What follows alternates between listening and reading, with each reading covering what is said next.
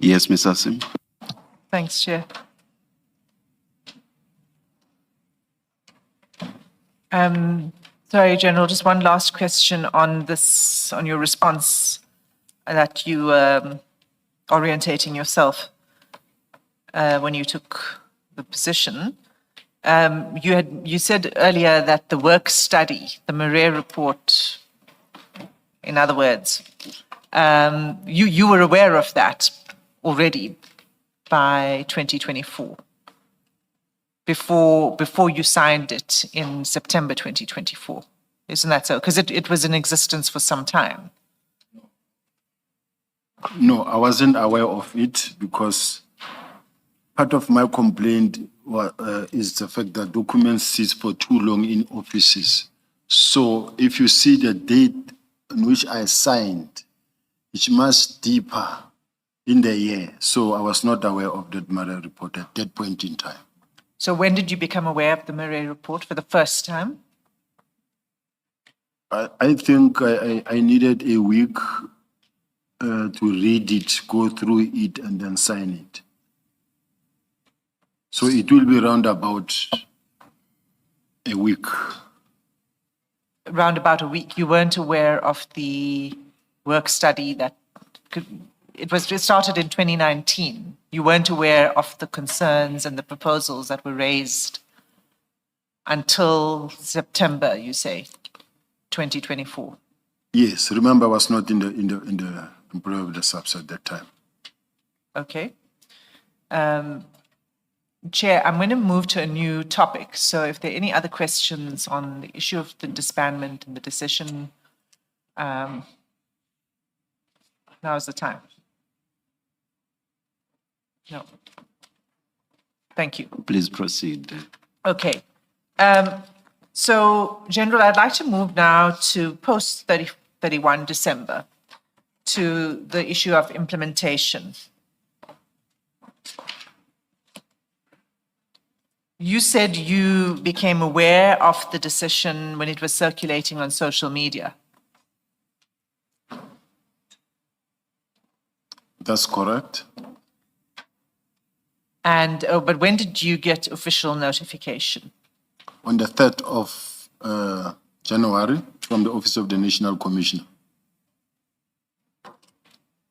And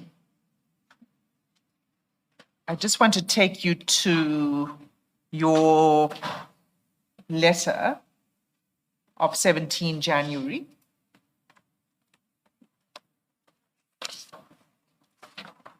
And that is SS 13, page 205.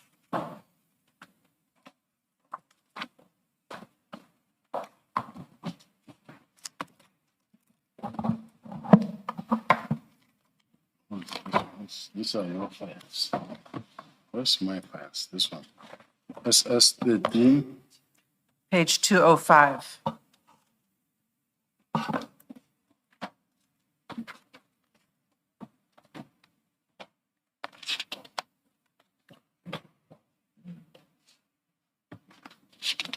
Let me know when you have it.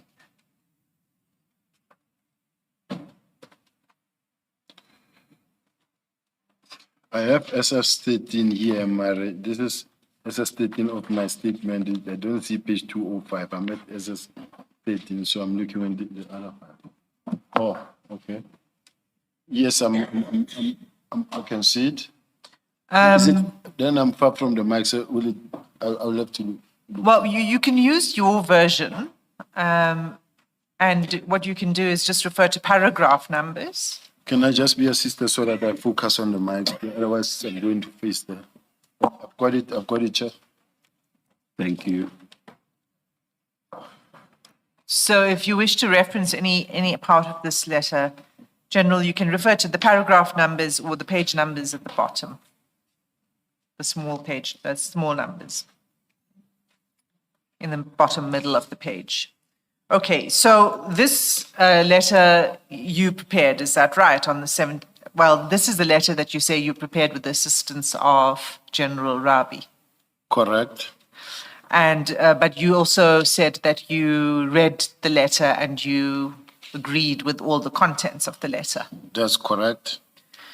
And in paragraph 2 of this letter, in the second sentence, you said this decision, meaning 31 December 2024, was informed by an assessment that the task team no longer significantly contributed to policing efforts. What assessment were you referring to here? Because as we know, you've said there was no review or analysis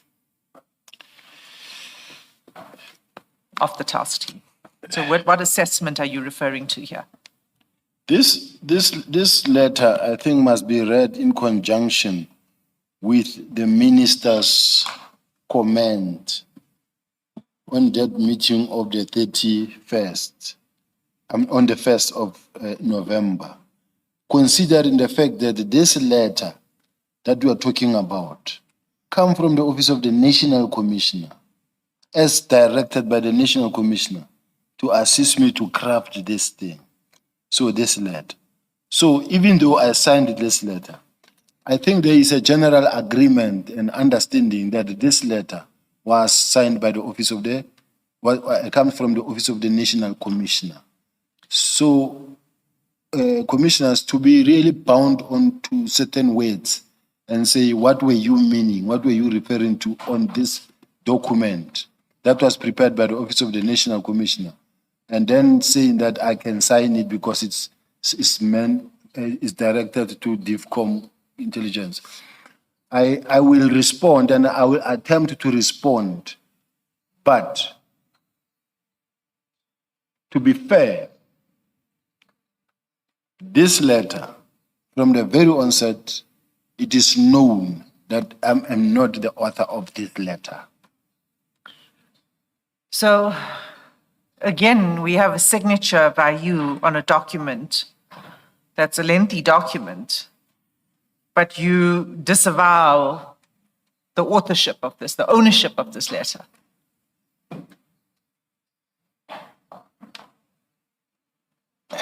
It's You can not comment on that. It's not a difficult question that you are asking.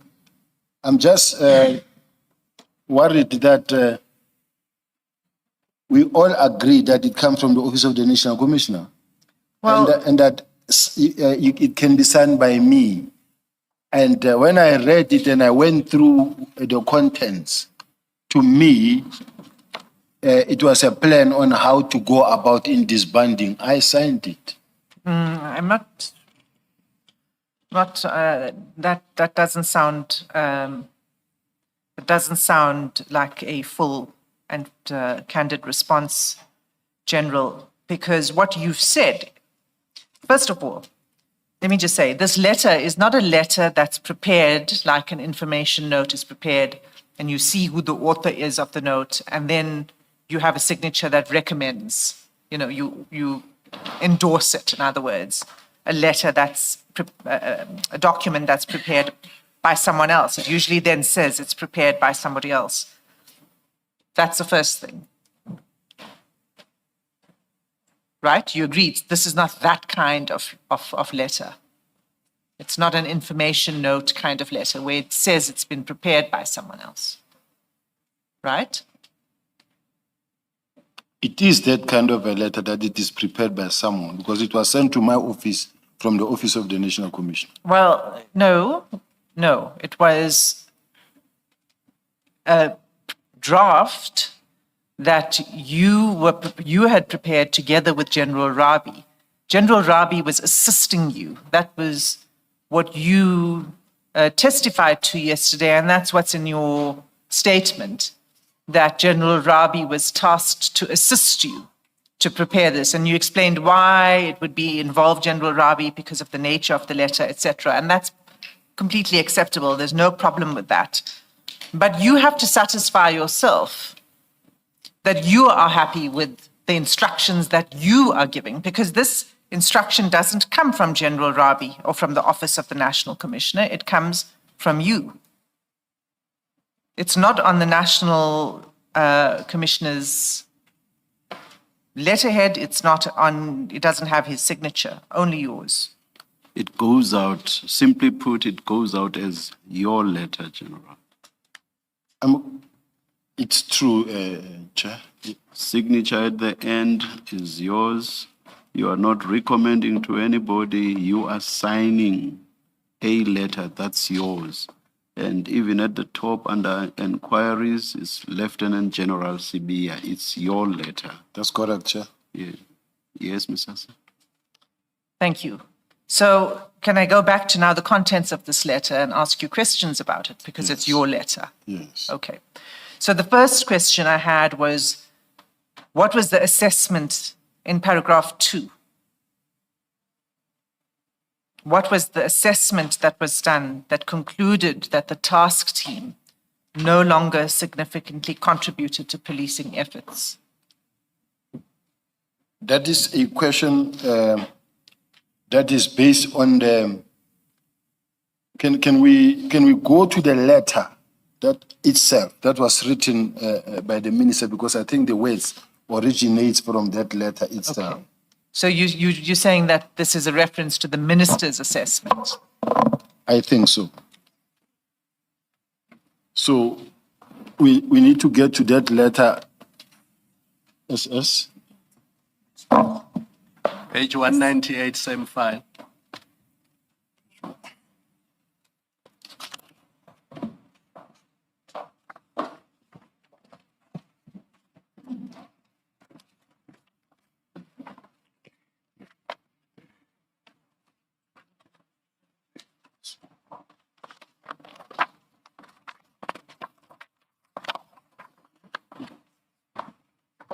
General, did you find it?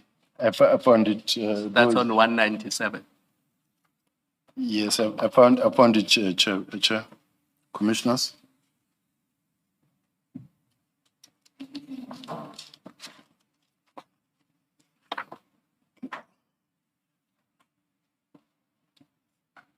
I need to get the one that is written in, because this one is very small font, very small. Either I can see it here or a document, the real document, because this one is, you can't read. Do you have a version of it? Yeah. Blow it up a little bit more, please. Is that General, legible? do you want to look there? Yes, I can. Yes. You may then indicate whether to scroll up or down. Yeah. Can I, let's go to the first sentence. Just this question. Well, justice in the first few months towards the end of the year, I have made observations on a number of important aspects on the subs and policing. For purpose of this letter, I'm focusing on the 3 aspects that require very urgent attention to address some of the challenges at hand. Now, as far as I'm concerned, Chair and Commissioners, to say I trust this correspondence find you well in this festive season. In the past few months, towards the end of this year, 2024, I have made observations on a number of important aspects on the subs and policing. For the purpose of this letter, I'm focusing on 3 aspects that require very urgent attention. Now, we can go to the one of the political killing, number 3. All right. Management Executive Committee meeting later in January 2025. Key reference points to include, but not limited to, the following: a comprehensive analysis of the current challenges of scrutiny. No, this is the port of entry. Yeah. It's point 3. Point 3. Can you? I want the one that speaks to political killing. Point 3. Yes. In 2019, a directive was made to the National Commissioner of Police following the Moerano Commission report, even though not flowing directly from such, that an interministerial task force be established. The key mandate was, I don't know whether it's stop, what? Can I suggest that you go to the next page? It's clearer on the next page.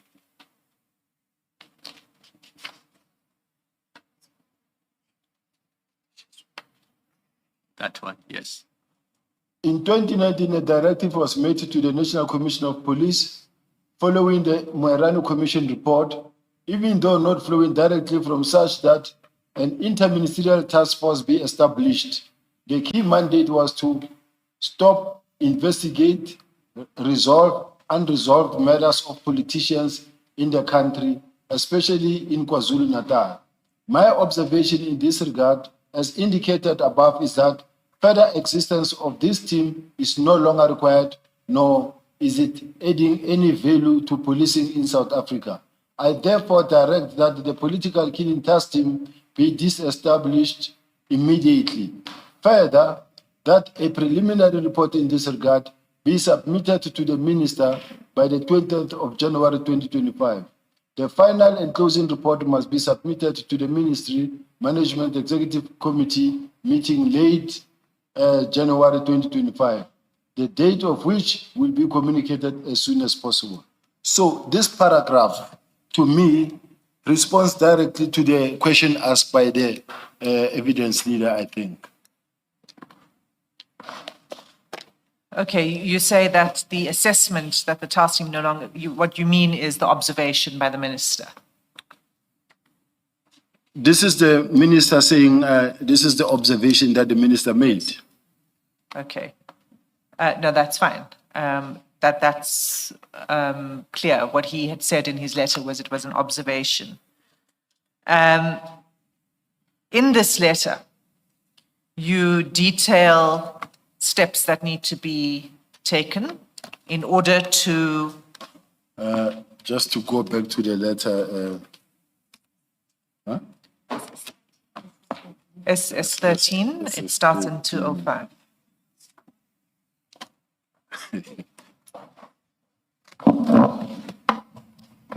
It's a statement, all right.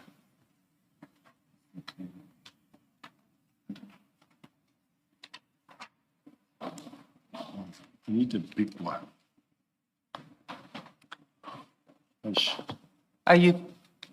Do you have it, General?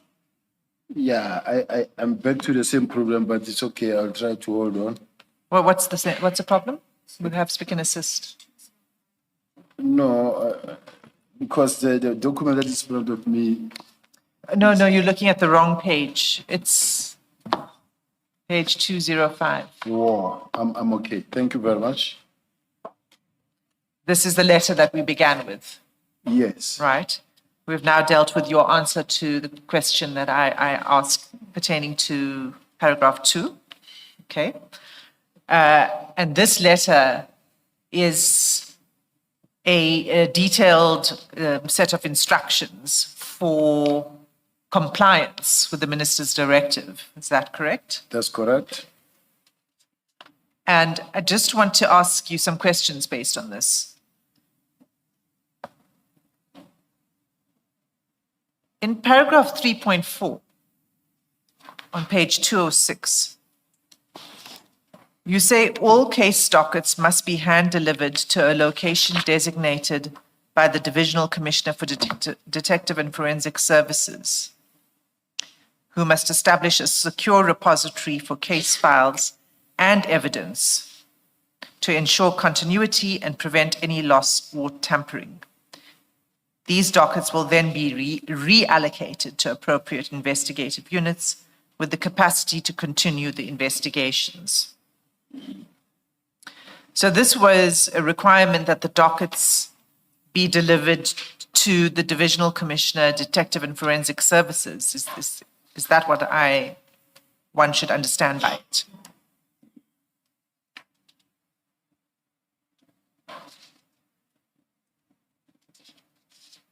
Is that right? That's correct.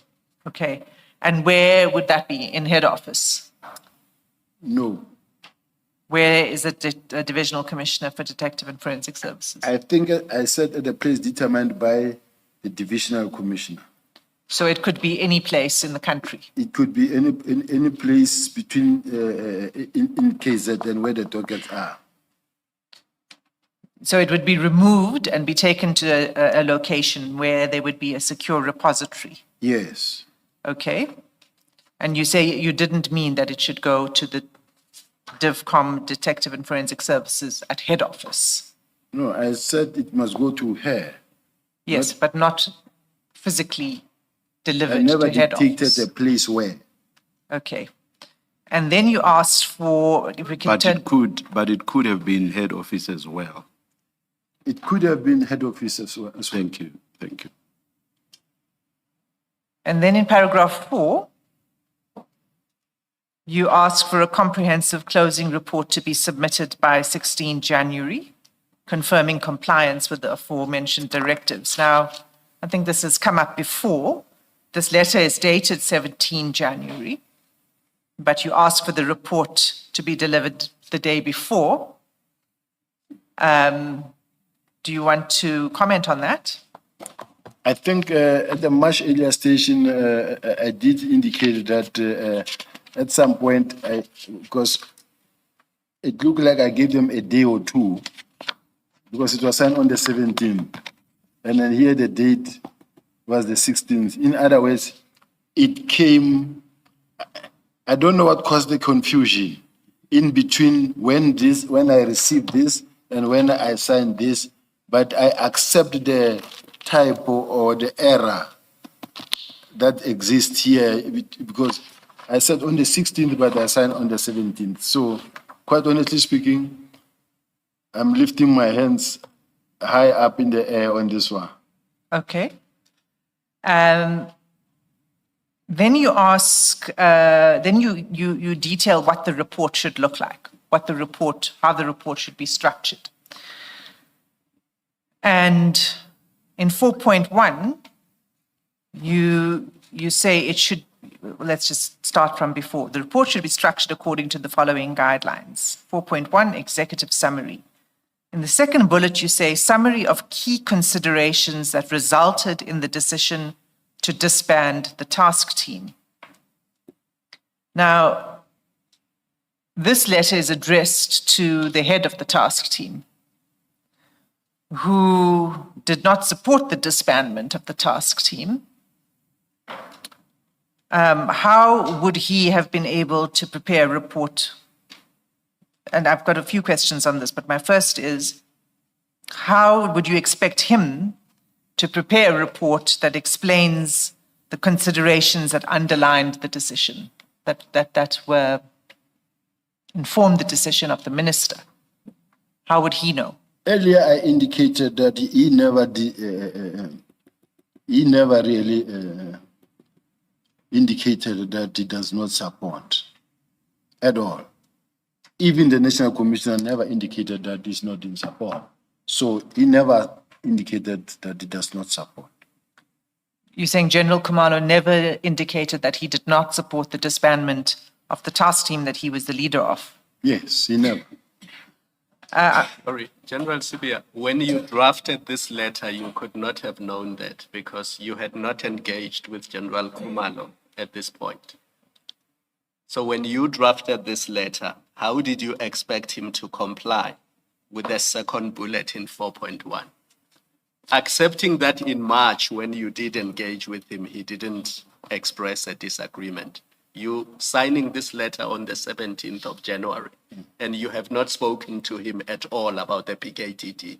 That is correct. So how did you expect him to comply with bullet 2 when you signed this letter? That's really the question.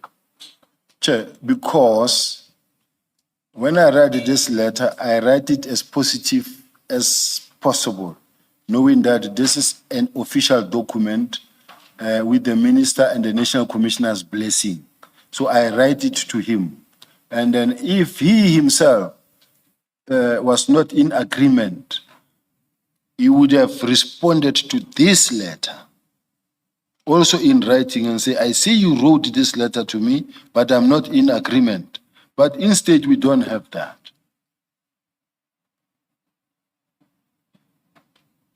So he never indicated that he's not in agreement.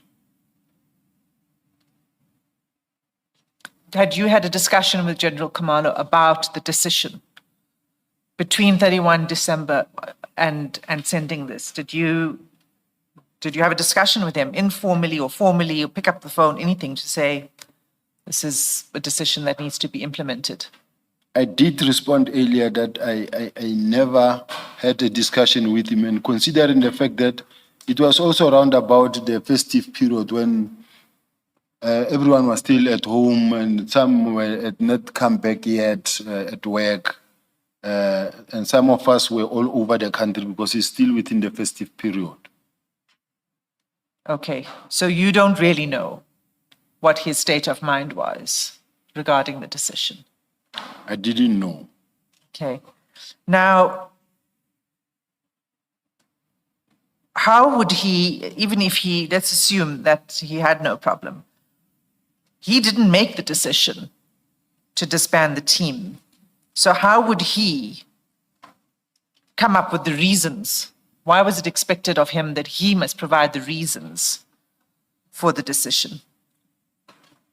Normally in the South African Police Service, when you get an instruction to write a document or to come up with an information note or what on behalf of the National Commissioner or the Minister, you will pen down a document that is just going for the signature for the National Commissioner or the Minister. You will then take this document, go sit with the National Commissioner and discuss with him. So now in this case, since this is what was discussed and clear guidance given and him submitting the reasons, it is what is contained in the reason, in the document, guided by the fact that the author of this document, I do own the document, Chair, because I signed it, but as assisted by a person who is dealing with reports in the South African Police, who is at strategic management and who has done organization and work study, and say this is the format that you need for you to have a complete document that actually represent or present a close-up report. It needs to have the following topics. Now, those topics that are written here, we are all guided by an expert in this document, myself and General Khumalo. Wouldn't this be in a report that is written before the decision is taken? No. No, because it's not a question of we were all expecting that there will be a document coming that says we're closing down. So nobody would have known that now I need to start writing, preparing the reasons for close up, because we didn't expect this to happen. But in the normal course, before a decision is taken, wouldn't the decision be underpinned by reasons, and those reasons would be located somewhere before the decision is taken? It's true. But when I look at the letter of the minister, the few lines that is written in the document itself, the few lines that are written in the document itself, from the minister's point of view, whether as a minister of police, who determines policy for the police, he gives reasons from his own understanding and where he comes from. And now, which means the National Commissioner, before we get to this point, was in fact the one who was supposed to immediately, when he received this letter, take the same letter, go back to the minister and say, Minister, I want to understand where you're coming from. I don't agree with 1, 2, 3, 4. Can we hold on until I come back? Or make me understand. But the National Commissioner instead forwarded it and say, prepare a close-up report. Is already on board by so saying, and say, prepare a close-up report. So this is a late question to as far as I'm concerned. General, this is a letter that you signed and that you send to General Khumalo and you ask him to give you the reasons for the disbandment of the task team. Does that sound like a reasonable request? We're not asking him to give us the reason why the task team should be closed. We're saying prepare a close-up report. In your close-up report, it must include the following topics. Where General Khumalo needed to ask a question, it was then for General Khumalo to make necessary inquiries with the office of the ministry or myself and say, General, you just send me this document. And then how do you expect me to write this when I don't know? Then in my case, I would also have to go back to the minister and say, Minister, General Khumalo wants to know the following, so that we can then provide the reasons. But at this present moment, I'm dealing with a letter that comes from the Office of the National Commissioner, brought to me by a strategic management executive manager, which is a general from the National Commissioner's office, and say, the NASCOM says, no, you can sign this thing. I guess, General, the substance of the question is, as you are writing this letter, I won't bother about referring to General Rabi, is it? Yeah. As you are writing this letter, because it's your letter, what key considerations or reasons did you, as the writer, expect of General Khumalo? It's a simple question. To me, Chair, I was following the guidelines, the guidance by General Rabi from the Strategic Management Office. And this letter is a letter that I know that even the National Commissioner saw. So as far as I'm concerned, I signed it because it had the blessing of the National Commissioner. But it goes out under your hand. And in response to a question of mine earlier, you said you accept it's your letter. So bullet 2 of 4.1 is basically written by you, and you are asking for key considerations, which I read to be reasons. So what reasons did you expect of General Khumalo? Because bearing in mind that he did not disband the PKTT. This letter, Commissioners, as General Ravi wrote this letter, he gave guidance. It's a guideline that says, give us a comprehensive close-up report must be submitted by 16 January, confirming compliance with the aforementioned directives. The report should be structured according to the following guidelines. Now, it gives different topics. It's guidelines. Now, which means you're not necessarily expected to even provide the reasons for disbandment if you don't have them, or if it's something that you cannot write, or you could either write back and say, may I be clarified on the following key issue, so that we are able to then guide you further. Thank you, General. Ms. Asim? Thank you. So it was free to General Khumalo to not do that if it wasn't something that he was within his knowledge, which, of course, it's not in his knowledge, right? I suggest so. And Ms. Hasim, it's 4:15. Let us adjourn at this stage. I have no objection if you continue or adjourn. We're Now available. you want me to look lazy, Ms. King. I want to stay neutral. General, should we continue? Let's pull through. Let's continue. Okay, let's adjourn at 5 p.m. then. Let's continue. all right, Chair. So let's continue through the letter.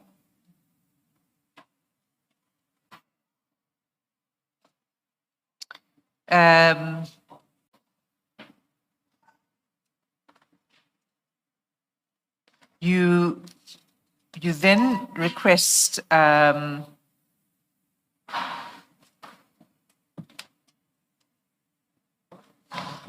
I'm gonna move over to the next page, 4.5.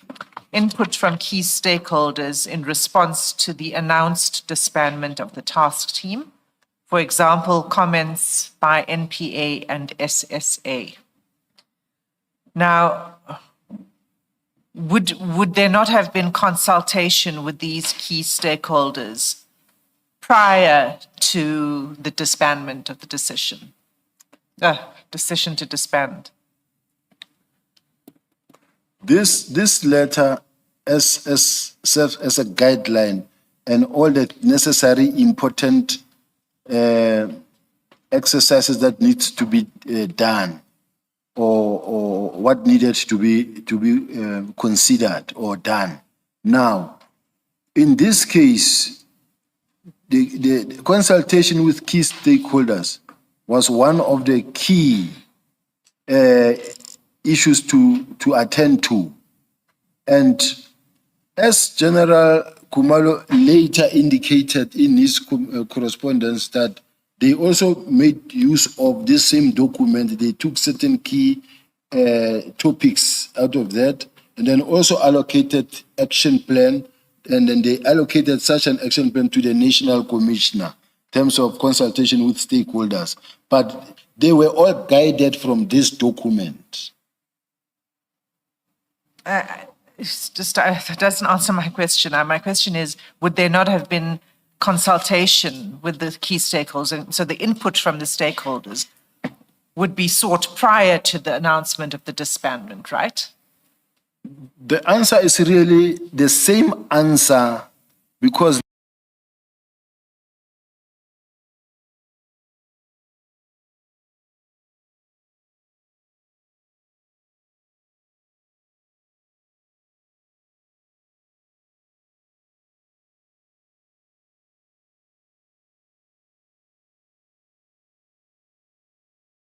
no one expected disbandment, no one expected this letter. There wouldn't have been any prior consultations with nobody because the answer will remain the same. For as long as we're still sticking to wasn't there supposed to be a consultation, the answer is the same. General, maybe Ms. Hassim as well. If you look at 3.7, paragraph 3.7 at page 207, it says, so this is, as I read this letter, the whole of paragraph 3, it's steps that must be taken, the whole of paragraph 3. And then 3.7 says stakeholder communication. All internal and external stakeholders must be notified in writing about the disbandment, the transition plan for ongoing cases, and the future protocol. That's in 3.7. And then the paragraph that Ms. Hassim is now discussing, 4.5, stakeholder feedback. It is feedback on the task in 3.7. It doesn't answer the question, Ms. Hassim's question, that should there not have been stakeholder engagement before? But I think 4.5 makes sense when you look at 3.7. Because after disbandment, the plan says, now tell all your stakeholders what your transition plan is and future protocols. And then 4.5 requires your report to state what their feedback is. Thanks, Commissioner Beloy. The question remains the same because it would mean that there would only be communication to stakeholders after the decision is made. So my question is, and this is an important question because the PKTT was made up of multiple stakeholders itself, including... Before the question, and please hold your thought on it, I just want to make an observation, General, on what the last thing you said just now.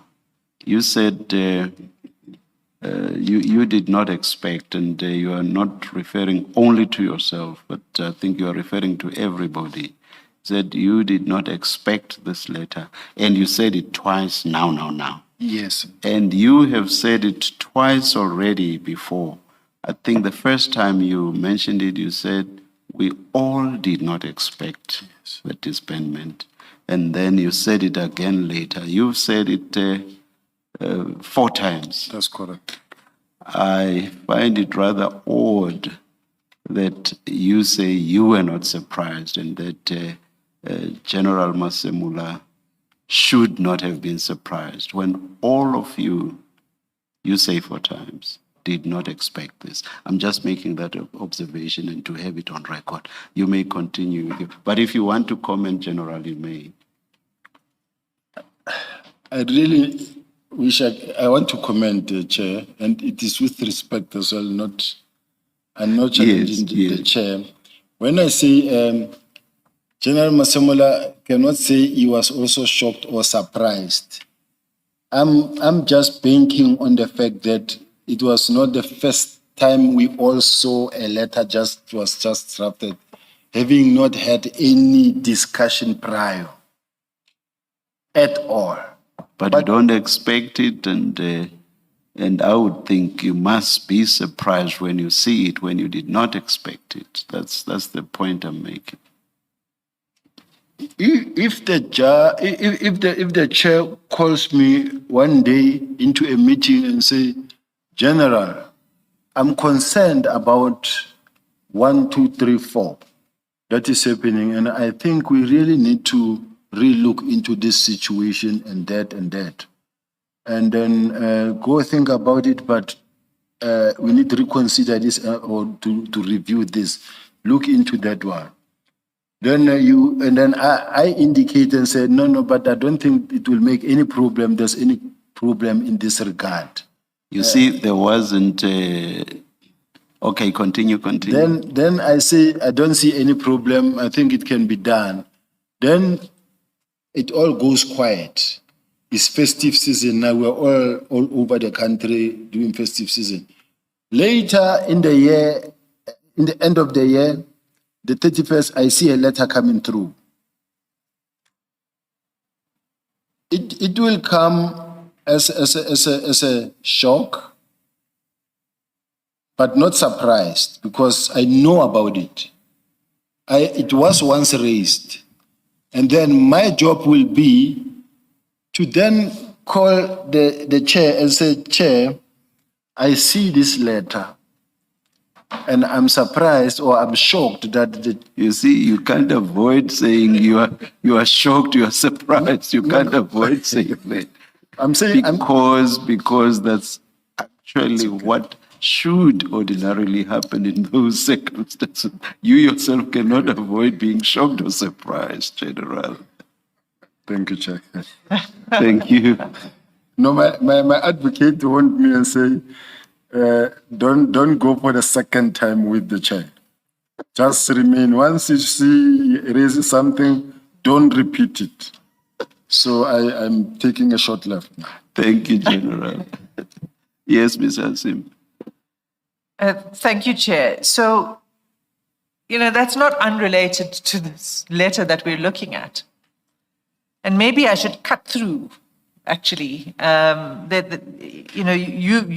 This is your letter. It requires communication with the stakeholders. It requires the summary of the reasons for the decision to disband. It requires an analysis of the task team's effectiveness and impact on crime reduction, an account of controversies, a cost-benefit analysis, all of these things. All of the contents, these guidelines that you send to General Khumalo and say, prepare a closing report. All of this points to a report that's trying to justify the decision. Do you agree? All of these items that I've just read out, and you can look at it more closely if you wish to. May I ask to please repeat the question? So the guidelines, all of these guidelines that you're talking about, you're saying these are guidelines, and I refer you to some examples. One would be in 4.1, the summary of key considerations that resulted in the decision to disband the task team. 4.3, the bullets under operational review of the task team and its effectiveness. 4.4, controversies, any controversies and issues that arose during the task team's operation. 4.5, input from key stakeholders. 4.6, cost-benefit analysis of the task team's operations. 7, legal and compliance review, summary of any legal challenges, compliance or governance issues encountered. 4.7, data and security management. All of this, these that I've read out, are guidelines for a document that is intended to justify the decision. No. No. This is not about okay, explain your no before I go to the next question. It is not an attempt to justify, because remember, this document was not crafted by the minister or myself. The bottom line here is that as much as I am the signatory of this document, it went past the eyes of the National Commissioner. We cannot really take out the National Commissioner from this letter because it was discussed with him. Even before it got sent to me, it went past his hands. He saw it. It came to me. I own the document because at the ultimate end, I had to sign it. But if this document came from General Rabi straight to me, I would take absolute full responsibility. But if it went via the Office of the National Commissioner, brought to my office by a general working with General Masemola to me, we are both in this thing together. So all I'm saying, Chair, is that I accept the responsibility for drafting this letter, but because of the fact that my commander, my boss, saw it and was satisfied with it. If he saw it and he didn't agree with it, then General Sibola was wrong to bring it to my office. Can I test my observation with you, General? Looking at this document, here is my observation. What it contains is guidelines that are usually followed when you close down a task team or a unit. And in the normal course, all of these things would have happened before the decision is taken, correct? That is correct. So that when you then prepare this report and you give them 2 days to submit it, they already have in their possession feedback from the NPA, feedback from the other stakeholders. They already have a breakdown of resources. They already have summary of legal challenges. But if you produce a document like this after the decision is taken, it doesn't make sense because you're saying to them within 2 days, go to NPA and get NPA's feedback, go to State Security Agency and get their feedback and response. And that's impossible to do it in 2 days. Before you answer, just to the tail end of that is, the question was, I had asked about the NPA and the SSA, and I said specifically in the context of this task team, because they were part owners of the task team. They had a very serious role to play. They were members of the task team, the SSA and the NPA. So consultation would have been before the Remember, decision. it was a multidisciplinary task team. It was not just the police. It was other disciplines, including NPA, including State Security Agency, including other role players. So the simple observation I make is that in the normal course, how you shut down a task team or a unit, you would have done these things in advance so that when you ask for a closeout report, it can be produced because you have all these things in the normal course. In the normal course, it is what ought to have happened. Firstly, I want to raise this issue. the fact that I signed it on the 17th, I said I'm raising my hands that I made it was a mistake. It was the date, maybe, I don't know how it happened. General, stop there. I even gave you a benefit of a doubt and say maybe you were expecting a response by the 20th. Because remember, a report was. Yes. So assuming that 16th is a typo, you were really expecting all these things by the 20th. So you sign it on the 17th. When would anybody get input from NPA, input from SSA, input from all in a space of 3 days? That's impossible. So hence I say what this document shows, to me at least, not to my co-commissioners, is that you've taken a guideline that is normally used to shut down units and task teams. And you've tried to apply it to a situation where the minister surprised all of you by shutting down a task team without your knowledge.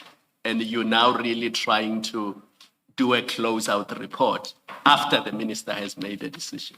I accept that, commissioners. And then I want to say that if we all are to accept that this was a guideline and that was sent to, let's say, General Kumalo, who's the project coordinator, under normal circumstances, what General Kumalo ought to have done was to look at it and say, it looked like there's a mammoth task here. There's a lot of work that still needs to be done that may take actually 30 days or 2 months.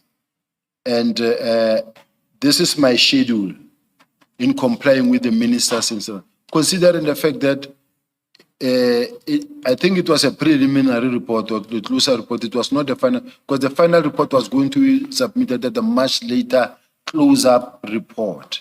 Even when I spoke to General Kumalo, he did raise these issues. He said to me, General, there are a lot of people that are involved here that must be consulted, and everyone else, and having consulted with everybody, and then the report will include all the information, including the documents that are at court and everything. So it wasn't expected that this thing will close like tomorrow or just by the 20th it will be closed. It wasn't expected like that.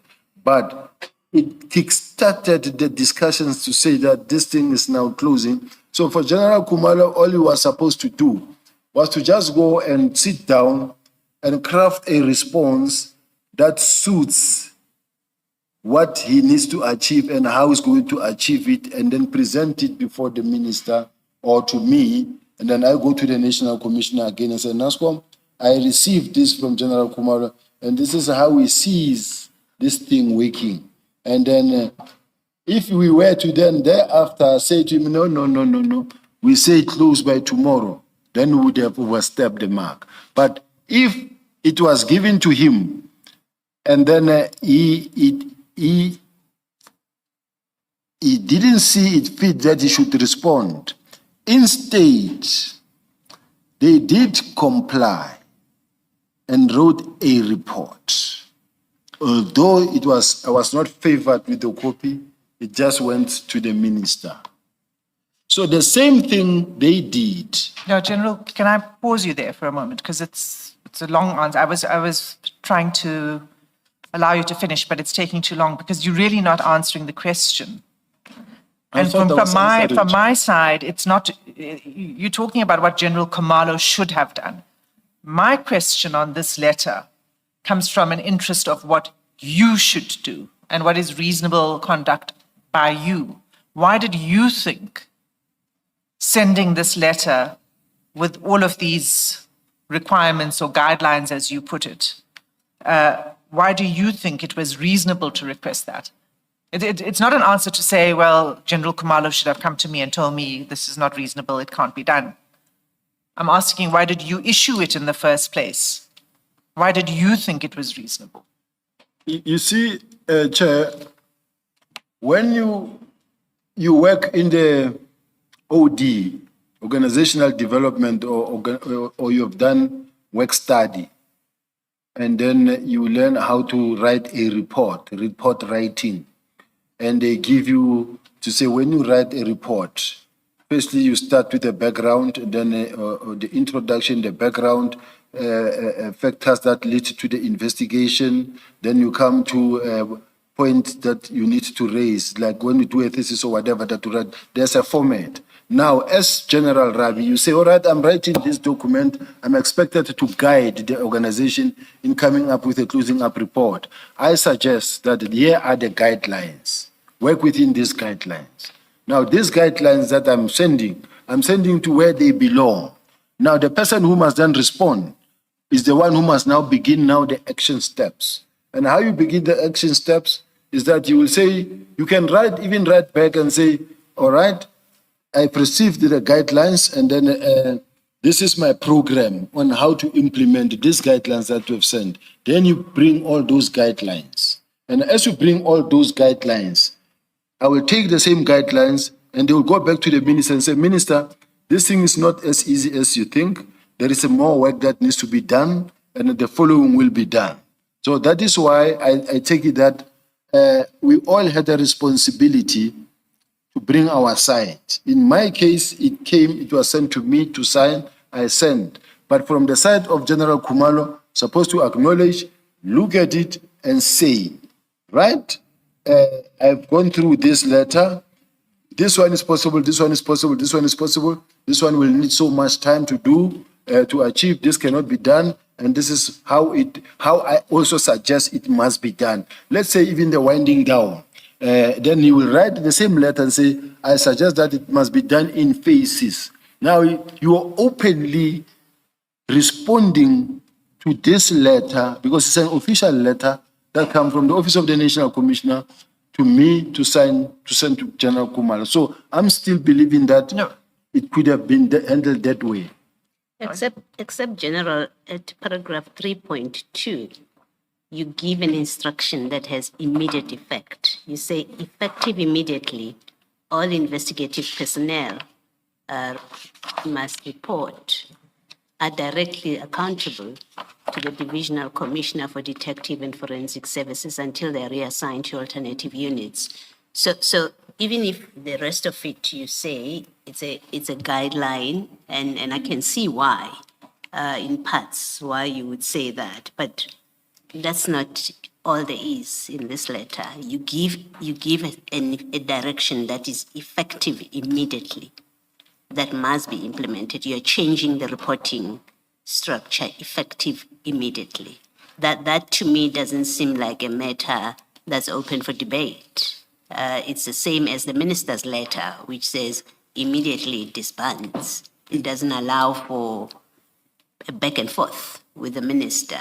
The same as that your accountability paragraph 3.2. If the chair remembers very well, or commissioners remembers very well, there was at some point a newspaper article that says the minister sent them packing, where, for an example, there was a meeting held, and then in that meeting, that what was expected in terms of giving feedback on the progress in terms of the complying with the instruction was discussed, and only to find that not much was done or nothing happened. And the minister expressed his dissatisfaction around that issue. And then when he expressed his dissatisfaction around that issue, now, the small boy there is me. It is the minister, it's the national commissioner. Both of them, CI and DIVCOM, reports to me. I am the one who accounts when we are sitting in that space. When we are sitting in that space, where is the minister, the national commissioner, the two DIVCOMs, and myself? I am the one now accountable who must respond. Now, in my case, when I realize that now it looks like I'm now the one failing, because the national commissioner is quiet in the meeting. It's not objecting to anything. It's not disagreeing with anything. Now, I'm sitting here being told that, but you guys don't listen. This is what was needed, and I'm not being taken serious. Now, it looked like I am the one not taking the minister serious or the national commissioner serious, because even the national commissioner was not really objecting to anything. So, where I begin to also strengthen my hand to say, let this happen, let this happen, let this happen, is to try now to be hands-on and say, let's move, let's not But delay. no, General. We know that this letter was sent to General Kumalo before that meeting with the minister that you're describing. We know that. It's the first thing that comes out of your desk. Yes, assisted by General Rabi. But your first act, and you say in your statement that from I think General or Lieutenant Letoko, you received this 31 December letter, and with an instruction to prepare a closeout report. You say all of that. And then this is what you prepared with the assistance of General Rabi. And what I'm pointing out to you is that which you prepared, your first act on this in 3.2 was to order with immediate effect a different accounting line. You say PKTT with immediate effect is now accountable to Divisional Commissioner for Forensic Services until they are reassigned to alternative units.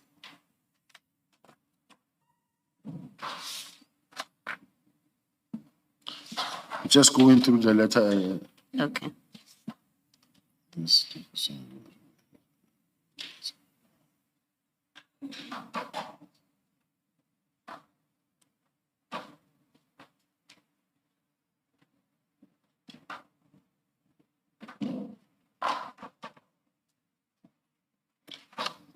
May I respond? Yes. Yes. In an attempt to make sure that we don't lose track or anything falling in between the cracks, you end up having to tie this thing to somebody.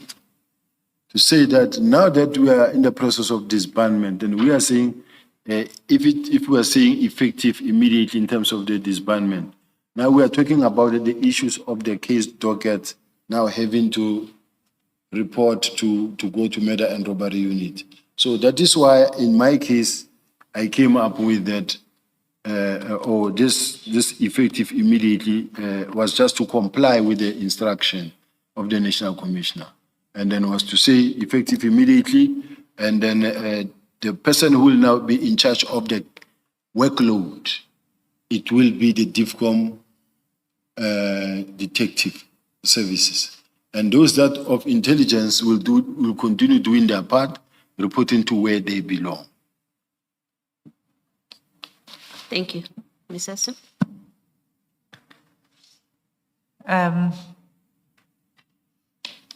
Thank you, Commissioner. I just want to, you haven't answered the question why you thought it was reasonable. You gave a very long response, but you didn't say why you thought this was a reasonable request to issue this letter with all of these guidelines. And it's not just that it's lengthy, it's not just that it will take time, but it's that what's being requested is to provide the reasons for a decision from someone who did not make the decision. So I'd like your response on that, because I'm saying to you that's not a reasonable request. I thought, commissioners, how I responded was that this was a guideline.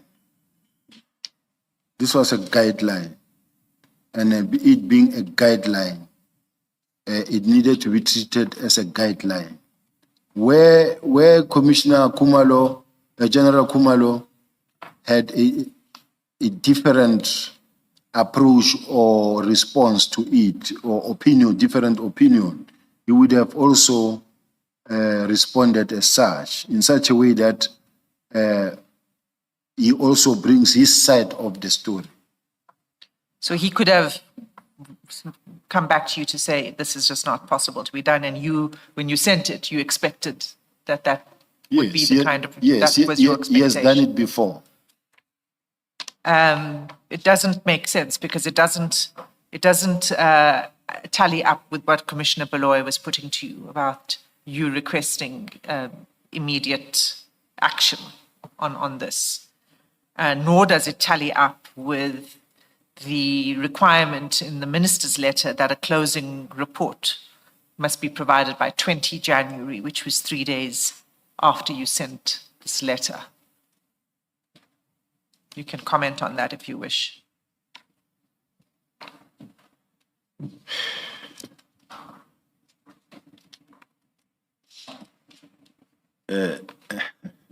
Chair, my mind was still locked into a previous discussion when she was talking. And then when she was talking, said it doesn't make sense and this, and then I'm thinking on certain things. Now she says your comment on that. Please repeat the question. I apologize. No problem, General, no problem. What I was saying to you, General, is that your last response to me, which is that they're just guidelines, you didn't really expect that it would be done in 3 days. In other words, that was your response to my question, surely this is not reasonable. You said, well, you know, you didn't expect. He could have come back and said it's not going to get done. And I'm saying that doesn't make sense in the light of the contents of this letter, which require immediate action, or in the context of the letter from the minister, which required a closing report on the 20th of January, 3 days after you sent this letter. So that's what I'm saying to you. That's the comment I'm making. That's the observation I'm making about your response to me about reasonableness. And I'm saying to you, do you wish to comment on that? Yes, I wish to comment. In our world as police officials, it would make sense and it would be easy to comply with. In your world, maybe from where you are coming from, it's something that may need to take 6 months. But in our world, if I give an instruction, it can be done in 3 days. It can be done in a week. It can be done in 2 weeks. So, as far as I'm concerned, there has been instances where they say, this must happen by tomorrow, 8 o'clock. And it happens. And the rest will follow. This is how it works in the police, maybe even in the defense. But it does not necessarily make it create a situation where we can say it doesn't make sense. Okay, so you're saying it's reasonable within the police service. This is how SAPS works. It's reasonable within the SAPS to send a request to a person for reasons for a decision that that person never took. Because that's what this is. It's saying, give us the reasons. It's a whole report that justifies everything up until 4.8 of this letter, the bulk of this letter, 4 pages, is a report.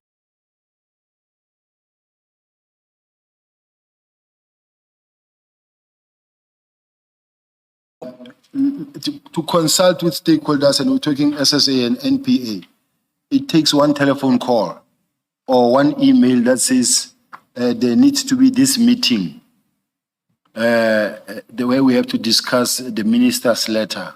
Are we able to meet on such and such a date? Where you're consulting with the stakeholders. And then they all will compare their diaries and then agree that, okay, in a week's time, there's going to be that meeting, those stakeholders, because you don't need to go meet each and every prosecutor on the ground.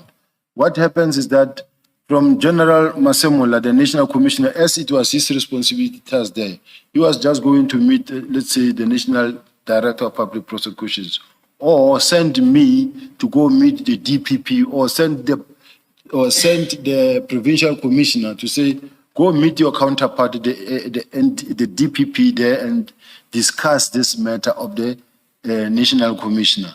Now that can be done to say, what are the dynamics, what are the challenges, so that whatever that is being raised, then it gets put in writing, then there's a response back or feedback to the national commissioner, to the minister. So all I'm saying is that it is doable, it is possible. It is not a question of it could not be done. It's just a question of really there's not really that much of a crisis. Disbanding this task team is a small task team, by the way. It could just easily be done easily. And confirming with the stakeholders, to get a meeting of the stakeholders is easy. There are instances like where, for instance, you have to get for forensic establishment of forensic, where to get public works, get the Department of Justice, get that one into a meeting to go and discuss an urgent matter. It happens. So all I'm saying, I'm not downplaying or undermining the process, but what I'm just saying is that it is doable. General, can you just look at 4.9? I mean, this letter is a very confusing letter for purposes of what was sought to be achieved. In 4.9, the heading you say closure plan, detailed implementation plan for the orderly disbandment of the task team, steps for transferring or archiving, reallocating resources and managing personnel transition.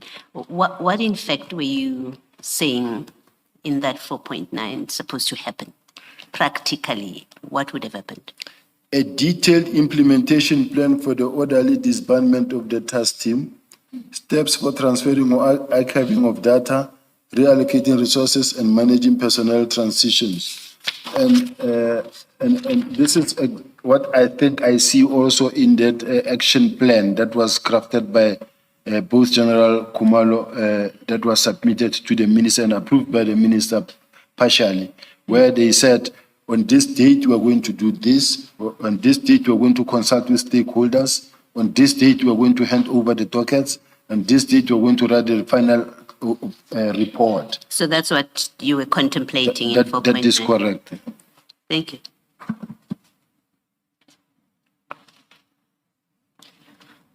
Thank you. I'm going to move off this letter, Commissioners, unless there are any questions from...